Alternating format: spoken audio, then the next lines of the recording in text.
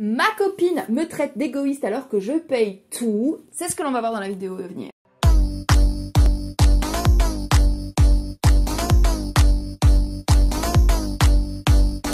Salut mes petits bichons, j'espère que ça va aujourd'hui. Aujourd'hui on est là pour un nouvel épisode de Une coach en séduction donne des conseils qu'on lui a pas demandé sur Reddit. Alors, j'explique très rapidement le concept. Reddit est une plateforme américaine très anglophone avec un subreddit qui s'appelle Relationship Advice où des gens demandent conseils en amour et en séduction.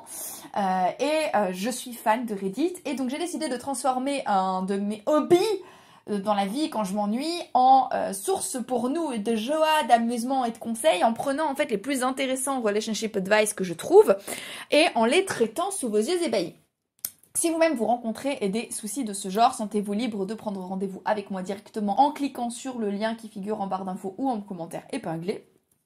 Vous cliquez, vous prenez rendez-vous et on voit ensemble ce que l'on faire. Ceci dit, on va pouvoir entrer dans le vif du sujet. Alors, donc ma copine, femme 23 ans, me crie dessus parce que je ne pense qu'à moi, parce que j'ai décidé de vendre mon laptop au lieu de le lui donner. Et en fait, il se trouve que je paye pour toutes les courses et les factures depuis plus de 3 ans maintenant. Et à chaque fois que j'amène la discussion, elle blows away, elle devient folle. Donc, le titre résume tout, mais j'aimerais rajouter quelques contexte. Alors, j'aimerais ajouter du contexte. Ma copine et moi sommes ensemble depuis plus de 5 ans et nous vivons ensemble depuis 4. J'ai changé de travail presque tous les ans, ce qui m'a permis d'avoir une assez grande montée dans ma carrière et je peux dire plus vite que la moyenne. Il y a 3 ans, j'ai commencé à payer certaines de nos factures pour pouvoir bouger dans un meilleur endroit. Elle est étudiante à mi-temps et reçoit le SMIC, le minimum syndical, de son père tous les mois, ce qui rendrait très compliqué pour elle de suivre nos dépenses à 50-50. Pas impossible, mais très compliqué. C'est pourquoi j'ai décidé de me rendre responsable pour quelques dépenses à la maison. À côté de ça, une fois par semaine, je paye quelque chose comme un restaurant grill. Et en fait, aujourd'hui, je dépense 3 fois plus qu'elle par mois. Et lui prête également une grosse somme d'argent, principalement pour dépenser, principalement pour des choses non essentielles, acheter des pizzas, des nouveaux vêtements, etc. Même lorsqu'elle n'a pas vraiment besoin de ces choses parce que l'on a beaucoup de nourriture à la maison et qu'elle a le placard plein de vêtements. Mais apparemment, elle continue de penser que je ne pense qu'à moi et je ne suis pas sûre de pourquoi. Je ne peux jamais avoir de conversation avec elle ou lui demander de me payer même une petite somme de l'argent que je lui prête. Je suis très conscient du fait qu'elle n'a pas beaucoup de revenus. Je veux juste que cela ne devienne pas se transforme pas en effet boule de neige. Alors, si j'ai bien tout compris, et c'est quelque chose que j'ai déjà vécu avec mon ex à l'époque, il y a une dizaine d'années, mon ex gagnait mieux sa vie que moi et j'étais très irresponsable sur le plan des finances et effectivement, c'est super facile de se retrouver avec une dette énorme à coût de 20 € par-ci, 20 € par-là, 30 € par-ci parce que oh je vais manger une pizza, est-ce que t'as 30 € t'as 15 € pour aller acheter une pizza, t'as 50 € pour cette chemise ou pour cette robe. Et c'est vrai que c'est un coup à se retrouver avec une dette de 1200 € alors que tout est parti de pizza à 20 € et de nouveaux pantalons à 35 €. Donc je comprends effectivement qu'il lui demande de lui rendre cet argent, surtout que c'est censé être un prêt parce que là il dit bien lend et non pas give, donc il lui dit bien et là il dit bien donc pour le coup qu'il prête l'argent et qu'il ne le donne pas. Mais à chaque fois qu'il pose le sujet sur la table, elle devient folle. Alors, c'est terrible parce que c'est une situation que dans laquelle je dois admettre m'être déjà en fait retrouvée. Je me suis déjà moi-même, j'ai déjà été l'irresponsable du couple. Donc il y a une dizaine d'années, je vivais avec Fred que j'ai déjà évoqué dont j'ai déjà parlé dans une de mes vidéos où je faisais le point justement sur ma vie amoureuse et sur tout ce que j'ai appris dans ma vie amoureuse à moi. Et effectivement, Fred, malheureusement, gagnant plus sa vie que moi, avait tendance à couvrir un petit peu plus que moi au niveau des dépenses. Et vous rajoutiez à ça le fait que j'étais particulièrement irresponsable sur le plan financier, que je ne savais pas maîtriser mes dépenses, mais surtout que je n'avais aucune volonté de me passer de superflu pour avoir en fait une gestion financière raisonnable. Et cela m'a transformée en petite connasse capricieuse qui de la manière se retrouvait à emprunter régulièrement de l'argent à ses parents et de l'argent à son copain ou à son fiancé, parce que nous sommes fiancés, pour financer mes petits plaisirs, pour financer mon absence de tolérance à la frustration. Donc j'ai déjà été à la place de cette fille-là. Et effectivement, de la même manière, lorsque Fred, donc mon ex, amenait le sujet sur la table, j'avais tendance à m'énerver et j'avais tendance aussi à me sentir très mal. Je pense que cette fille se sent particulièrement coupable. Je pense qu'elle se sent très coupable et qu'elle s'en veut énormément. Je pense qu'elle-même, consciemment ou non, n'est pas d'accord avec ce qu'elle est en train de faire. Je pense qu'elle a conscience du fait qu'elle n'est pas dans le bon. Alors là, pour le coup, peut-être que je fais de la pure projection sur ma situation à moi de l'époque, c'est tout à fait probable, mais ça y ressemble quand même pas mal. Fred, à l'époque, aurait tout à fait pu poster ce genre de truc sur Reddit, et pour le coup, je me serais reconnue.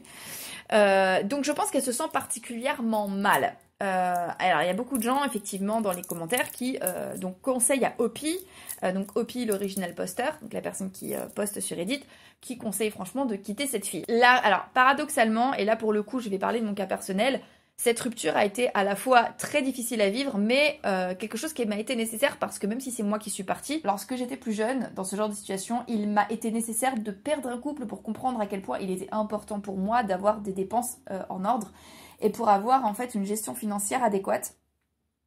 Et par ailleurs, cette rupture m'a donné par la suite l'envie justement de ne plus jamais me comporter en petite gamine irresponsable pour ne plus jamais avoir à me retrouver dans ce genre de situation. Donc je dois quelque part à ma situation avec Fred et à ma rupture avec Fred mon évolution sur le plan financier, en tout cas mon désir de travailler dur. Ce qui fait que lorsque je me suis retrouvée livrée à moi-même après, bah du coup je ne me suis pas retrouvée dans la même situation. Et en fait, je pense que Fred a été un des derniers mecs à subir en fait mon absence de tolérance à la frustration sur le plan financier. Alors par contre, il y a quelque chose qui me parle beaucoup, qui dit, alors ça c'est dans les edits parce qu'il a fait un post-scriptum en fait, après il a posté une mise à jour.